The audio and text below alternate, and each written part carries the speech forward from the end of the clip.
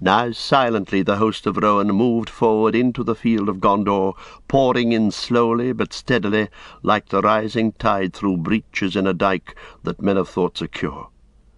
But the mind and will of the black captain was bent wholly on the falling city, and as yet no tidings came to him warning that his designs held any flaw.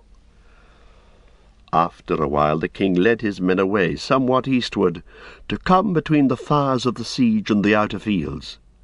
Still they were unchallenged, and still Theoden gave no signal. At last he halted once again. The city was now nearer. A smell of burning was in the air, and a very shadow of death. The horses were uneasy.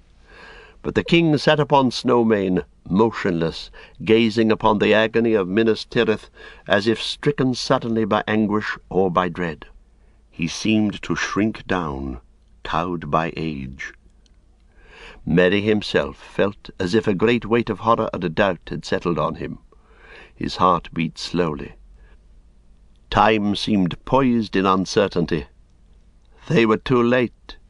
Too late was worse than never. Perhaps Theoden would quail, bow his old head, turn, slink away to hide in the hills.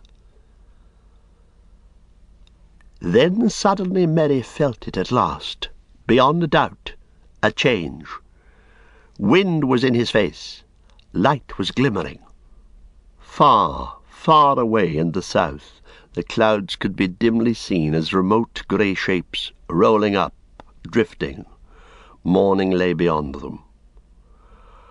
But at that same moment there was a flash, as if lightning had sprung from the earth beneath the city.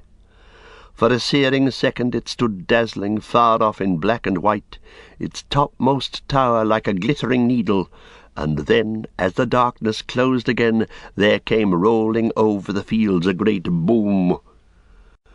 At that sound the bent shape of the king sprang suddenly erect. Tall and proud he seemed again, and rising in his stirrups, he cried in a loud voice, more clear than any there had ever heard a mortal man achieve before, "Arise! Arise! Riders of Theoden!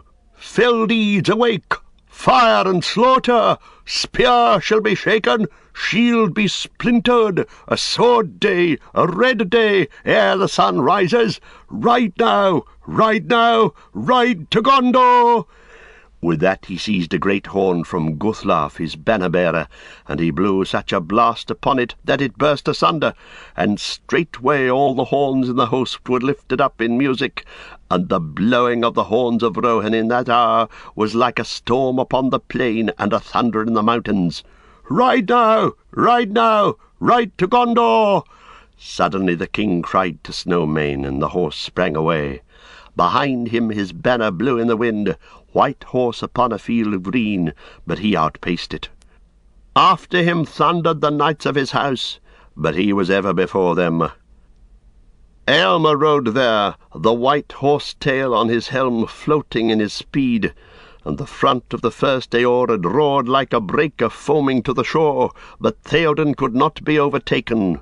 Fey he seemed, or the battle fury of his fathers ran like new fire in his veins, and he was borne up on Snowmane like a god of old, even as Orome the great in the battle of the Valar when the world was young.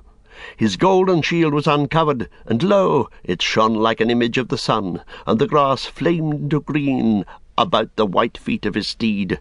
For morning came, morning and a wind from the sea, and the darkness was removed, and the hosts of Mordor wailed, and terror took them, and they fled and died, and the hooves of wrath rode over them.